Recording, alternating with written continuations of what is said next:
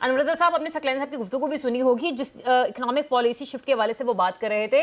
اس سے پہلے میں نے آپ سے ایک عرض کی تھی کہ امریکہ کے اپنے لوگوں کے لیے یہ ڈونلڈ ٹرمپ کی پالیسیز کس حد تک سودمند ثابت ہوں گی, اور دوسرا یہ بھی کہ چونکہ اب ان کے پاس یہی ایک لاسٹ ٹرم ہے نا, اس میں ہی انہوں نے اپنے آپ کو منوانا ہے اور کچھ ایسے فیصلے کرنے ہیں جو رہتی دنیا تک وہ چاہیں گے کہ انہیں یاد رکھا جائے.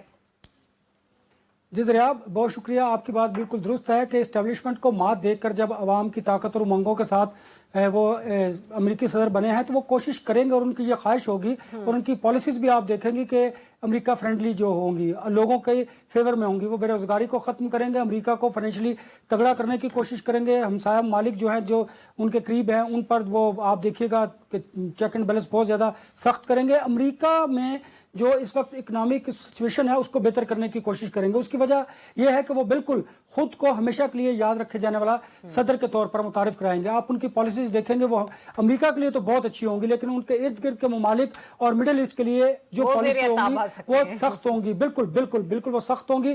اس کی وجہ یہ ہے کہ وہ چاہتے ہیں کہ جو انہوں نے اپنی کیمپین کے دوران امریکی عوام سے وعدے کیے ہیں, دیکھیں اب ان کے جو سٹیٹمنٹس آ رہے ہیں.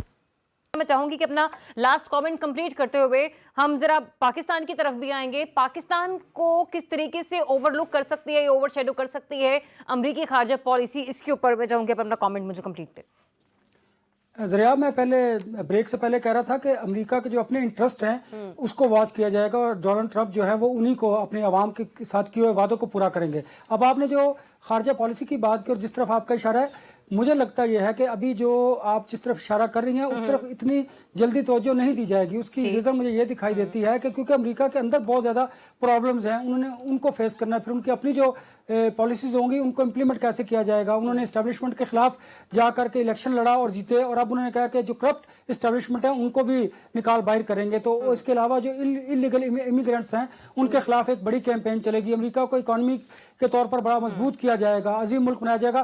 تو انٹرنل جو امریکہ کی پالیسیز اور جو ان کے پرابلمز ہیں ان کو وہ حل کرنے کی کوشش کریں گے. میں آپ کی اگری کر رہی ہوں کہ پاکستان جو ہے ڈیفینیٹلی وہ ابھی امریکہ کی یوں کہہ لیجیے کہ پرائیورٹی لسٹ میں ابھی پہلے نمبر پر تو نہیں ہوگا, نہ ہی ہم شاید ٹاپ 10 میں کہیں پر ہوگا ہم ہوں گے. لیکن پھر بھی اگر پاکستان میں کہیں نہ کہیں کرنا بھی پڑتا ہے امریکہ کو, مطلب یعنی کہ اپنا انفلوئنس ڈالنا پڑتا ہے یا وہاں کے کچھ آرڈرز جو ہیں ہمیں ماننے بھی پڑتے ہیں, تو اس کے لیے آپ کو کون سے کتنے مہینے کا انتظار کرنا ہوگا ایک سیاسی جماعت کو؟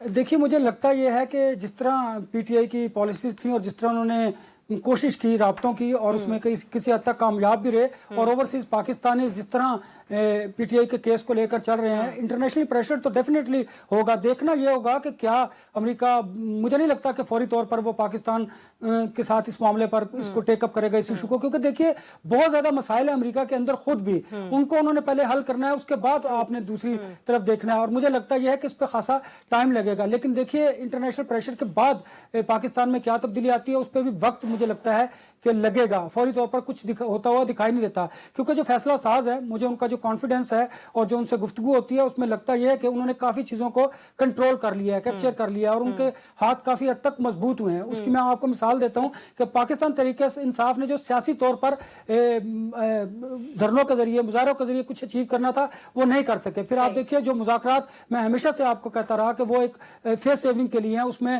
پہلے دن سے میں آپ کو کہہ رہا ہوں کہ کچھ بھی نہیں نکلے گا. انتظار طویل ہو سکتا ہے پاکستان تحریک انصاف کے لیے, یا پھر ہم یہ کہہ رہے ہیں کہ نہیں کچھ مہینوں کا انتظار کرنا ہوگا؟